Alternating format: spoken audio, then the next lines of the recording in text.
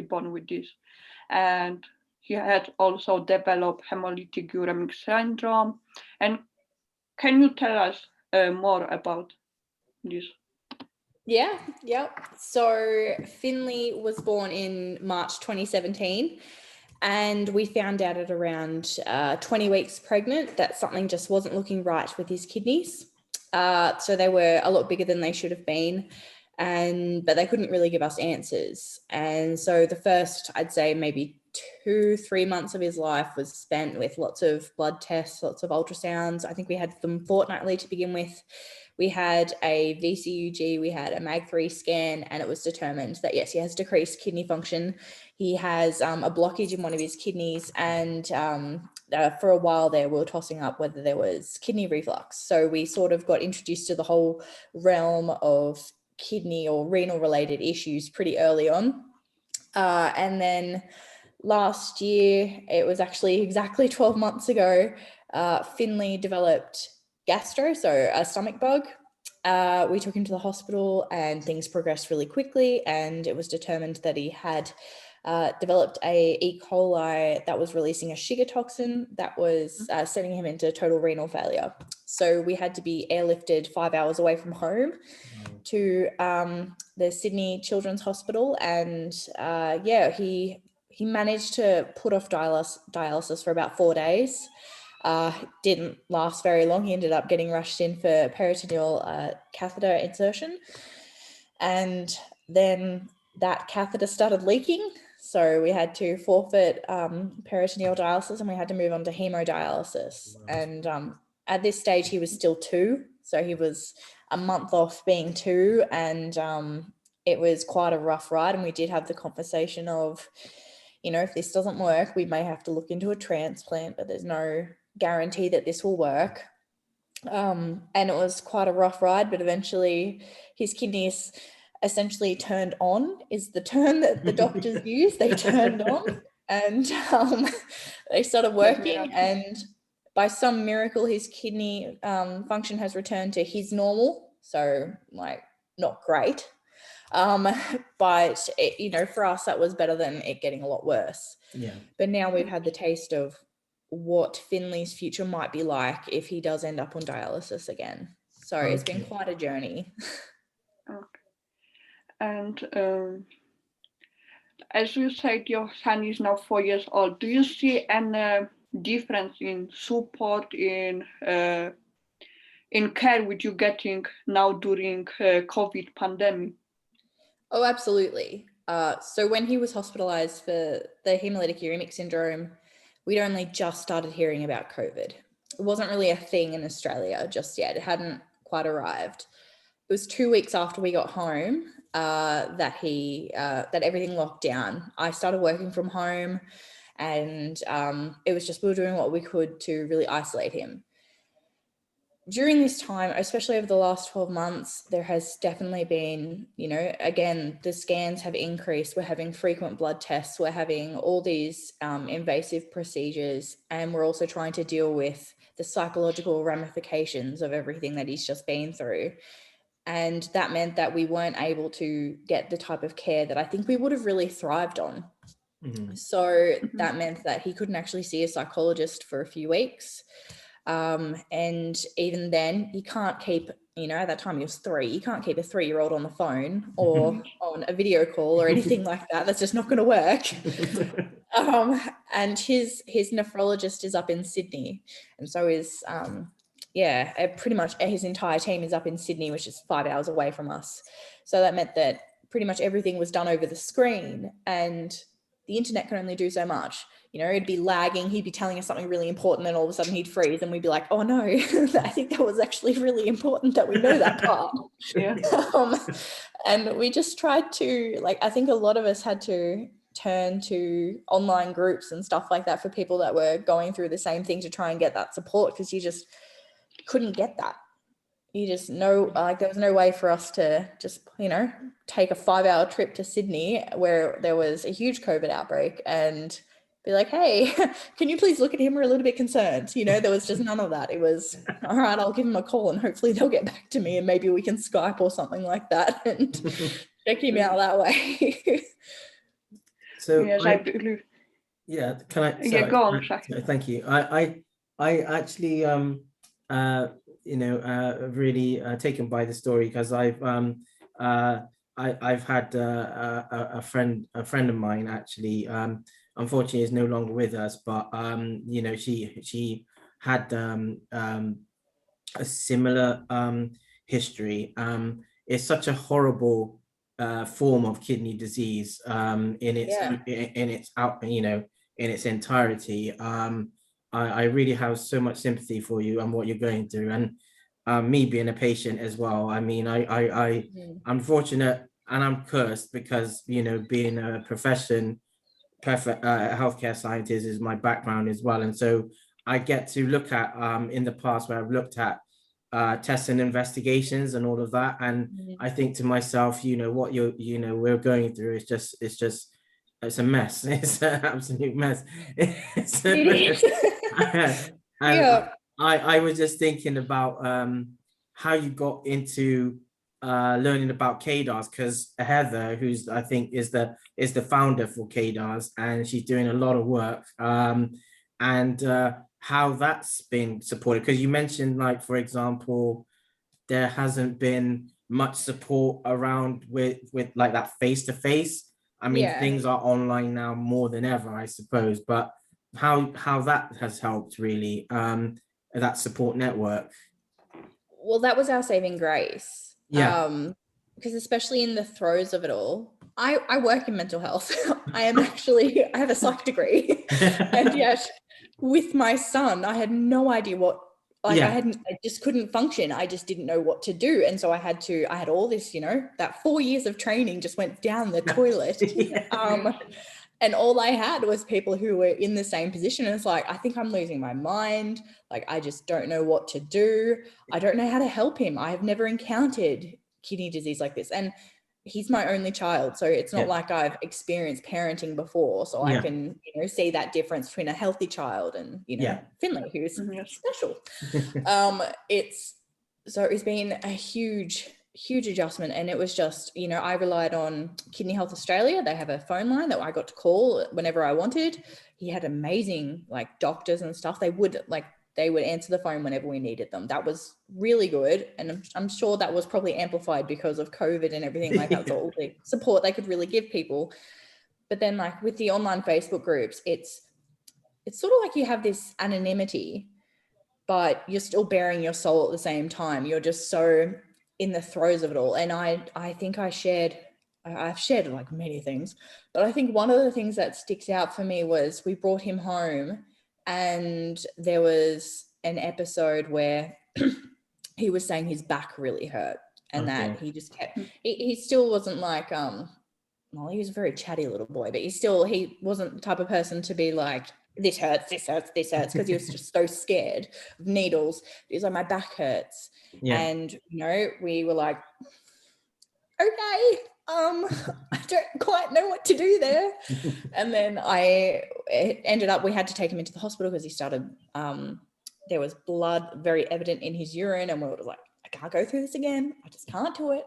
And that was my entire post. I can't go through this again. I don't know what to do. I can't do this again. And I just had a breakdown. And the amount of support that I got from people who were like, yes, you can.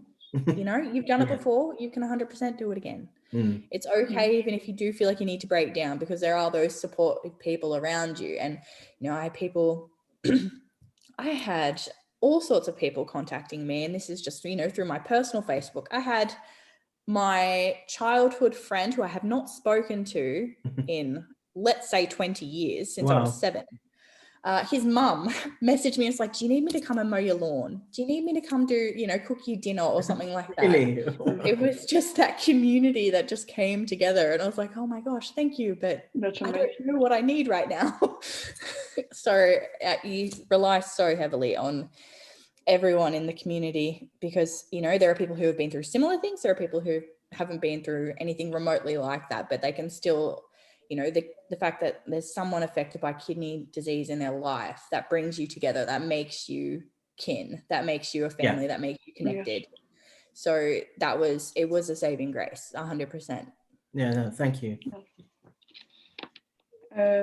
Exactly. Do you have any more questions? I was just gonna say, I was just gonna ask about, so where you're based, now, you said you're in Sydney, is that right? Or We're you're, 5 hours away from Sydney. okay, you're 5 hours, so We're more rural. rural, than- yeah, I was gonna yeah. ask about a bit of the geography, because I've known in the UK, for example, there's pediatrics or young people, they only have 13 centers that specialize in renal for that, for that particular, anything around pediatrics and young people were going through the disease. And some patients have to, and parents have to travel quite far to get to their appointments. I was going to ask, not just appointments, but even to speak to someone.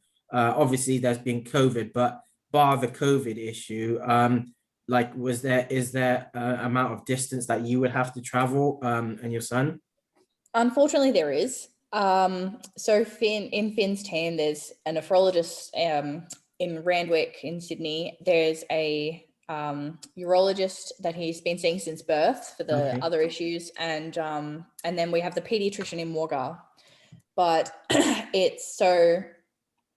it's usually, okay, we know we're going to have to go to Sydney maybe every 2 months for some sort of appointment or some sort of test, or, even to just check in or do something like that. Even if it's just, you're not actually physically going to Sydney, but you're talking to someone in Sydney.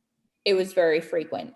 Even now, like, we are very lucky that his Wagga team is fantastic. Like, they are on the ball, and they've even given us like a special letter that says we have to bypass emergency and go straight up to the pediatric ward at the hospital. So they've been amazing, but we were told, at this point we didn't know what Finley actually had, but we knew dialysis was on the cards. They said that there is only one place in our state that will do it, and that was Sydney Children's in Randwick. So they chucked us on a Medivac jet, and we flew off within an hour. And so that happened very, very quickly. But usually we've got to chuck him in the car and drive for 5 hours and just hope that he sleeps. Yeah. It's not pleasant because he doesn't do planes very well at all. So no, I know that this thing about, I mean, technology has lent itself well to some extent, hasn't it? Obviously, but there's it's still, I suppose it feels a little bit impersonal when, I mean, it's a clinician or it's a doctor or, a healthcare professional. And then, you being a healthcare professional, if you were on the other side and you're speaking to a patient, that for a fact, they'd probably be a bit more comfortable in a actual face-to-face, so I wanted to get a perspective on that, because from understanding of what goes on in the UK, patients in KDARs and actually in the renal patient support group, the RPSG, that I've known patients had to travel not just for appointments, but for dialysis, for their treatments. That's been, it takes its toll, and it's a hard knock on some patients. You said 4.5 hours traveling, that can't be easy. Yes. No, it was a fear of ours. Because, very early on, we didn't really know too much about dialysis, so we didn't know what it would pertain to. But we did ask the question when he was on peritoneal dialysis the first time, can we go home on this? If this is long term, can we go home? And they were like, yeah, no, that's fine. Like, we'll train you up. You can go home and we'll just deliver the stuff to you. And I was like, excellent. I miss my bed. But then he went on hemodialysis. I'm like, we can't go home on this, can we? And they're like, no. Like, if he's going to do hemo, you're going to have to move up here. And you're going to be, like, at that point I was living, I was literally sleeping next to Finley in the same bed in the hospital for 6 weeks. His dad was in Ronald McDonald House with his grandmother, and my mum was staying with one of my cousins. Like, we had everyone just come to us in Sydney. If no one lives there, like, our family is all in Wagga. So it was quite a travel, but there was that fear. And even now, like, we know that they do Kidney Health Australia does the Big Red Kidney Bus, and Right. we fundraise for that every year. Like, Oh, wow. Okay. since we had Finley, that's just what we do. Every like July to September, we are fundraising for them as much as we can. Unfortunately, though, they're not trained in paediatric hemodialysis. Okay. So there's no way, like we thought maybe Albury, which is maybe an hour away from us. It's another reasonably bigger town. Yeah. But like, surely there's something there. No, there's not. Mhm. Nothing in Canberra, which is 2 hours away. It's like, okay, our only safe bet is Sydney. So it's just yeah, I've been concerned about that, you know, from lots of different reasons, different perspectives. And I know it's not an area that, I mean, there's been a lot of, I suppose, a research and focus around it, but there's just, I mean, I would like to have thought that by now well, I like to say even in UK and wider, really, given your experience as well, like mobile, you know, dialysis units would make sense, you know, in some ways, that they come over, because that would save a lot of time and things. I know patients, I mean, not in the pediatrics side, but I mean, in the adults, my understanding is that, you know, there have been patients who dialyze at home. They have their own, you know, machine and everything, and peritoneal dialysis, they have the kits home and all that. But there's a lot of a toll on in a way, there's a toll on the carers as well to actually get involved in that. So I just thought, you know, to ask about that, because I'm quite keen to know how that can be, you know, sort of updated and changed, really, in a way, because that's kind of what I'm into.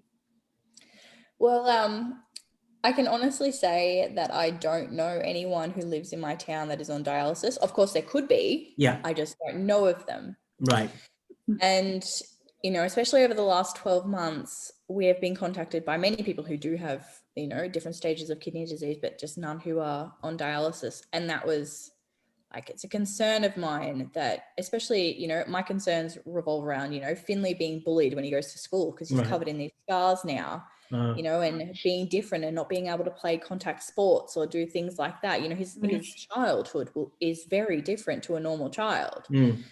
And to then like add into the mix of, okay, so if it turns out that things go downhill again when he hits puberty, let's just add in all that, you know, the issues that come with mental health in puberty. Like, let's just add kidney disease on top of that. That's just a cherry.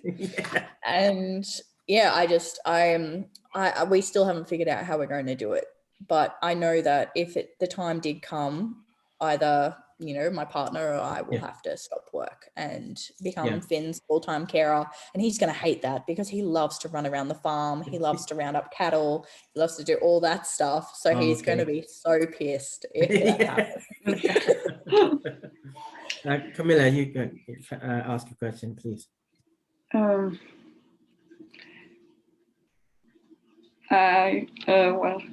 if I have to be honest, I don't have any question because you told a lot and more than I was expecting, and I think Shahid is more experienced in this area around that. Well, I think it's nice to have this kind of conversation. I mean, we're meant to be. I mean, this month is meant to be World Kidney Month, and today is World Kidney Day. You know, across the globe, and you know, the thing is, we know for a fact that I think the theme. Well, I know that for a fact the theme this year is meant to be living well with kidney disease, but I think it's a bit of a thing where there's so much more focus on the adult population that the kids, the young people, they're kind of, well, at least from neonate to 18 or 19 maximum, they're either there is an understanding, but there doesn't seem to ever really be a theme that is you know, specific. I mean, I suppose in a way it can't be too biased, but you know, it's a really living well with kidney disease. I mean, it covers everyone, but you know, I would like to think that, you know, hold on, we need to do something around the children and the young people, because really that's a minority patient population. If Christine, for example, when KDARs are doing the support group that they're doing, and they've got loads of things that they're talking about. And I'm thinking to myself, why aren't these things being, looked at? And it frightens me even, like, to think that some of these things haven't been, either they haven't been acknowledged, or they haven't been, no one's really started to address them, or everything becomes so research focused in a way that, well, how's that actually going to go into real time, support, if that makes sense? No, and it does, because this is my battle every day. And, I see this even in my own work. People are so much more focused on what the research shows rather than what's actually in front of them, and with Finley, he has a regular psychologist, he has a neuropsychologist. He is going to be part of a research project in the next couple of years on what effects pediatric dialysis has on mental health. And of course, Jake and I will also be interviewed and stuff for that, but that's actually run by his nephrologist. He's decided that he'd really like Finley to be part of that, because he was diagnosed with PTSD a couple of weeks ago. And I think that the best way that we can educate people, as well as, really show people that it's okay to talk about it, is by talking about it. Yeah. You can't live behind that screen of the only thing that kidney disease affects is your kidneys, because it doesn't. It affects your entire life. Yeah. It means that, I'm having more sick days at work because I have to be home with him in case he gets sick. It means that, he can't go out and play soccer or football or anything like that with, some of the kids from school. It means that, we drive past the hospital and he will cry in the backseat of the car because he's worried that he's going to go back in there and have more tubes in his stomach. Right. It's the ramifications of what he has been through affects the entire lifestyle. Everything has changed. We have had to change his diet and everything else. Like, it's just, it's more than just the kidneys. I think it's just, it bleeds into everything else. Yeah. I mean, I know, so some of the work I've been involved in is trying to increase part of it is actually to increase or get an understanding around the literacy or health literacy side of things, because that's a big, I know in Australia, they've got fantastic academics who are actually looking at that from different long-term conditions, because it's bad enough that, okay, you have a condition, someone has a condition, but then they've got to actually learn some of the terminology to get to best practice around it. So yes, I know. So I am not science minded at all. It was the whole thing to wrap. I failed like science all through high school. I just don't have the brain for it. And then to have people go, oh yeah, so his creatinine is at, 790 this time. It's like, okay, but what does that mean? I still don't get that.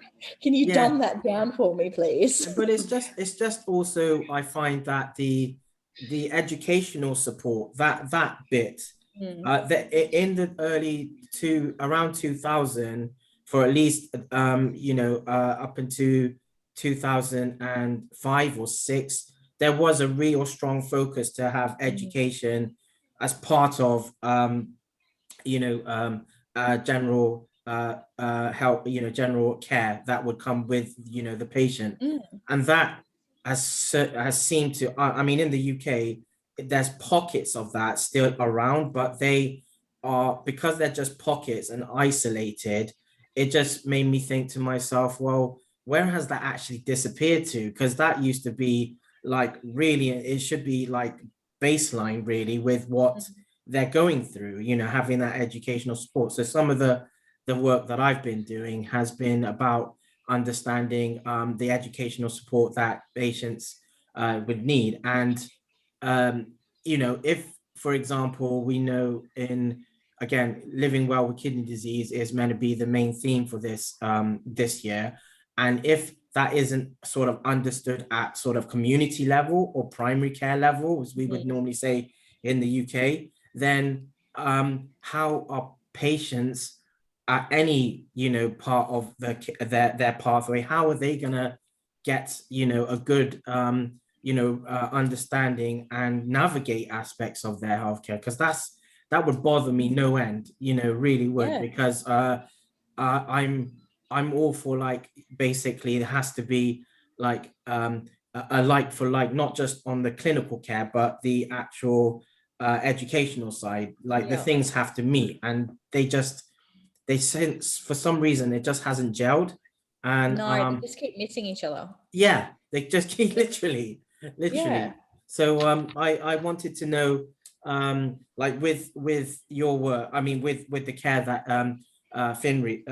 Finn receives, like, is there do they have like an educational, like, support team, or is it more about signposting, or did you have to just do that on your own, like, wing it sort of thing, or how does it work? Yeah, we are professionals at winging it. Don't you worry. No, there was lots of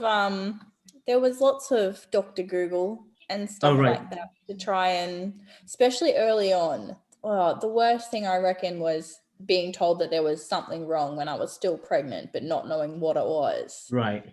Because I remember, being the emotional pregnant lady that I was, I would be on Dr. Google like at 2:00 in the morning, just going, okay, so this, enlarged kidneys could actually mean Down syndrome. Yeah. Like, that's great. Let's add that onto it to then, okay, maybe when he's born, he'll need an immediate kidney transplant. Yeah. Going around to people going, are your kidneys healthy? Like, what are they like right now? How's your health level?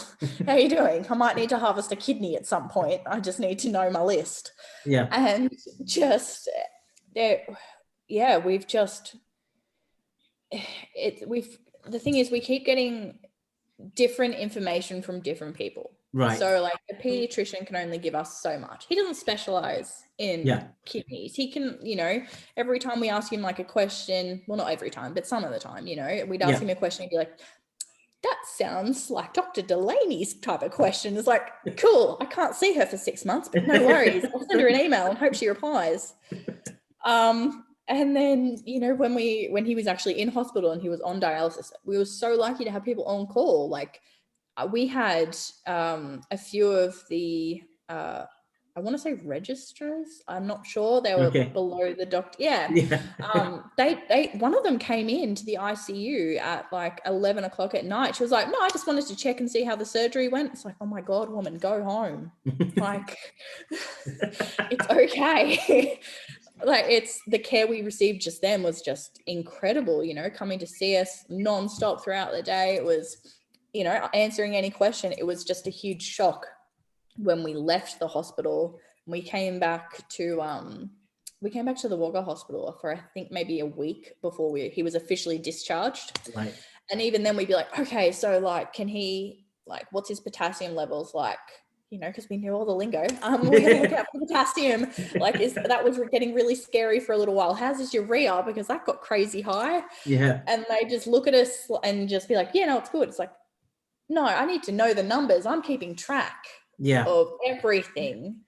And then we'd ask them a question based on that, and they'd be like, I don't know, I'll go call Sydney and see what they want to say, what they want to tell you. It's like, cool, no worries. I'll just sit around for the next 6 hours while you do that. So it was just, it was good, but at some points it was just a mess. There's just no continuity. The majority of the time. And of course, I'm just a classic mother. I just worry all the time. So as soon as something happens, I will just be Googling it straight away. He had just this random virus a couple of weeks ago, and he just coughed and would throw up for 6 weeks. And I was like, can this be linked to kidney disease? Like, everything is just, what are the ramifications of this? Yeah. And it's, you just don't know who to talk to then. It's those, okay, so I know that if we have issues with his creatinine levels, you obviously go to the nephrologist, or you go to the pediatrician just to relay that information to you. But in those moments, who do you turn to? There's no 24-hour on-call person. You can be like, okay, well, Finn has quite a, substantial history. You know, what do we do now? And every time he has any sort of medication, it's, can he have this? Because he also has chronic kidney disease. Is that okay? And they just look at you like, I don't know, the doctor recommended it, so I assume yes. It's like, okay, no worries. So, It's just, these are the things that I know that have been going on, and I in a you know, I mean, there have like I know there have been pockets of good ideas or good practices, but I mean, even if like after for example, there was a consultation, the patient has a consultation, parent or guardian is with the patient in the pediatric perspective, and then if they I mean, I've not heard of it so far, but even if they were to provide a follow-up with what was discussed in an email, basically almost not a transcript, but just summarize things and actually get it to you, surely that would make... What good would that be? Because like in the moment, your trauma brain takes over and you just focus on like the minute details that you don't register the rest. Like I didn't actually know until recently, like I had never heard, what is like EGFR, some sort of levels. I had not heard that terminology until recently. Really? So like he's 4 next week and I had not heard it until a couple of weeks ago, because everyone would just say, oh, his creatinine or his urea, and it's like cool, but there needs to be consistency so that when other parents are talking to each other and they go, oh, so what's his level, you know, what's his you can be like, okay, well it's this, whereas I sit there and go, I don't know, good, I hope, I just don't know. There's no there's no real crossover. I'd love, like, if you have the first consultation, getting like a list of all the acronyms or the things that they keep out for, like his nephrologist was really great. He was the first time we saw him, he said, okay, we don't want his urea to get to 50 because then that could start to do this. And we don't want his creatinine to get to, you know, 900 because not good. Of course both happened, but we were then able to go, okay, so now we know that we have to do this, and we know that, you know, that if your urea is too high, it can affect your blood pressure, and obviously because he's really little, that means that his threshold for that is a lot lower. And, you know, it was nice to have that sort of knowledge, but like even just a cheat sheet on what kidney disease you got to look out for, like even just dietary stuff would have been fantastic. It would have been great. So I think that's all, you know, that has, you know, I mean, on the, that I know hasn't happened as much, but I would have liked to think that, you know, through, I mean, there's a lot that where patients get access to the records, especially, you know, in the adult population. I think that has been done in the pediatrics and young people here in the UK. And when they have access to the records, I mean, clinicians, as good as they are in their own way, it's basically as if they automatically presume that the patients actually know what all of that means. And I would think that it would make sense to actually have sort of an educational element to that, that so things are a bit more robust. My only other real follow-up question is, like, again, coming back to the theme of this year's World Kidney Day, living well with kidney disease. I want to ask, actually, from someone who was a pediatric renal patient and known that there have been unfortunately I've lost quite a few of my friends through the disease as well. I want to ask, you know, what you think is important for this year as World Kidney Day. That's one part A, but also what you think is important from sort of a pediatric or young people perspective more generally. I mean, living well with anything, you want to be able to live well, full stop. I mean, you know, let's put it bluntly a bit, but, you know, for anyone is in going through this, what would your thoughts be on, like, you know, sort of a take home, really? You'd think it would be a really easy question, but it's not. Because, I know that my career makes me look at things through the mental health lens. Yeah. And I think that, your health really does reflect your mental health. For example, if you're feeling really sick and lethargic or anything like that, your mental health is going to suffer. Yeah. And I think that when I think of living well with kidney disease, it's a really holistic approach. It's not just, eating the right things, exercising when you can, but of course not overdoing it. I think it's having that really big support network around you who can pick you up and can pick other people up when they feel like they're struggling. And we were so fortunate that we had that,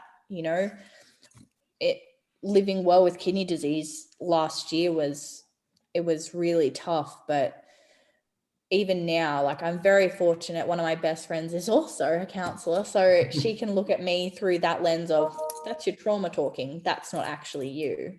And the people who know us better than anyone can check in and be like, I think you're putting on a bit of a face here. You can be honest about how you're going. And it's exhausting. Yeah. When we brought him home, he was on the strictest of restrictions when it came to his food. That for, I think, a week straight, all that kid ate was pasta with sugar and butter, because he was not allowed to anything too high in potassium, wasn't allowed, too much sodium, and his calories were so low that he was losing so much weight. So we were like, all right, what's the most unhealthy and non-nutritious thing that we can really give him right now? It's the support around all of that. And when you come home or after you receive that diagnosis, that's when you really need that. Yeah. And especially with there's just not that much information on what living well with kidney disease means when it's a young child who doesn't know any better. Yeah. This is a kid who from the very beginning has had an endless amount of blood tests. He had, I think we counted 120 by the time that 6-week period was done last year. That's how many he had in that time. And, he hasn't forgotten. He will stand in the shower now and point to the scar on his belly and go, that's where I had the tubes. Because he calls his kidneys his engines. But he goes, my engines stopped working. And so they had to put the tube in my belly so the medicine could make me better. And it's like, yeah, buddy, that's exactly what happened. I mean, he says the same thing about his neck. And he said, but I didn't like that one. And I'm like, neither did mum. So it's that, it's still, we're very much in limbo. It doesn't matter if you're 12 months down the track or if you're 30 years down the track, you still, every day is just a different day and you just never know what's going to happen. No, and I think that's very important, because these sorts of perspectives, I mean, I've understood World Kidney Day has or general health and well-being has always focused very much on the adult population, because they can extrapolate research or data to the wider population that way. And then the pediatrics, I think, and the young people, I mean, they're part of that population, but it's as if that there's a waiting list until actually things get done when it's implemented in practice for them. And that's where I thought I asked that question, because it's kind of I would think, from your own perspective, I guess, you want things to be a bit more in tune with actually the day-to-day, I guess. Even just having someone with that professional knowledge who is easily accessible, there's diabetic educators who you can call and do whatever to get that information relatively quickly. Especially with Finley, our story is we have to go to, the Wagga team, who then will contact the Sydney team. There's more hoops to jump through for even simple questions.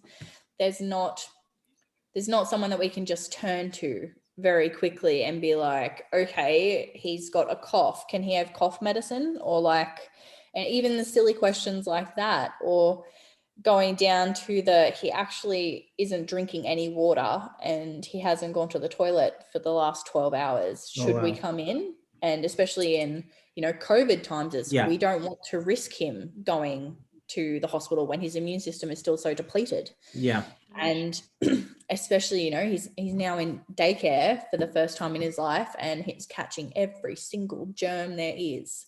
Wow. So it's how do we then combat that where we're still trying to navigate where the support is for that. Like, do we just go to his GP every fortnight and be like, can we just check him over? What antibiotics does he need now?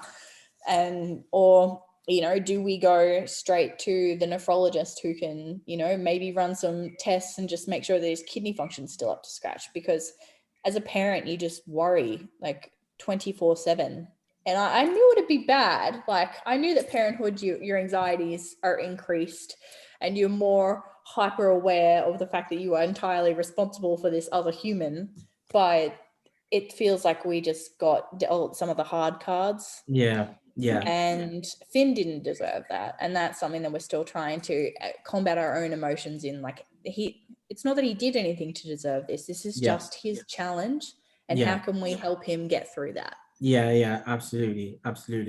Yeah, no, that's a very important message, I think, to just anyone who's young and going through it, but also where I suppose aspects of healthcare could be a bit more I guess integrated is the word I would use. Camilla, is there anything else you wanted to ask, or let me know? No. Well, I believe it's hard time because of pandemic and all limited resources with kidney patients receive. Plus, I think they like if someone gets diagnosed, they should be like introduction lesson, what you can get, what terminology you should know, what levels of creatinine or other stuff is good for this patient. I think there should be like little book or something very simple, but tell parents and patients, like in the case of adults, what they should to have under vision. I think what would also be really beneficial is, especially focusing on pediatrics, is informing parents that there are those support groups out there. There are other parents who are going through the exact same thing. You can bounce any ideas off them that you want, or vent your frustrations if you need to, or just have a cry, because they're the people that will cry with you and know exactly why you are going through that. And I think that's really important because people, it's very isolating. I know I had my son quite young. I was 23. And I was the only one in my friendship group to have had a baby. And even now they do, like most of them do have kids, but I'm the only one with a sick kid. Right. And it's very isolating, and it's very, it's tough even at the best of times. So I think reminding people that, there are others who are going through the exact same thing, and, we're happy to share whatever information we can, to make those moments better. Yeah. So, that's brilliant. No, thank you. I'm gonna leave it for now then on that. Thank you, Belle, for letting us hear your story and sharing your story. And we do hope there's going to be more better days ahead, and this whole COVID thing lifts and things go back to a sense of a better place, really, for what you're going through, and Finn is going through, and obviously just children and young people generally. I'm one of those individuals is more of an advocate for children and young people than I am for adults. I have a bit of a bias on that side. I shouldn't probably say that, but I do. And what can you do? What can you do? But yeah, thank you for your time. But I will follow up anything in email, Yeah. and it'd be good to have a follow up at a later date. That'd be good. Yeah, thank you so much for having me and having this chat. You can tell I talk for a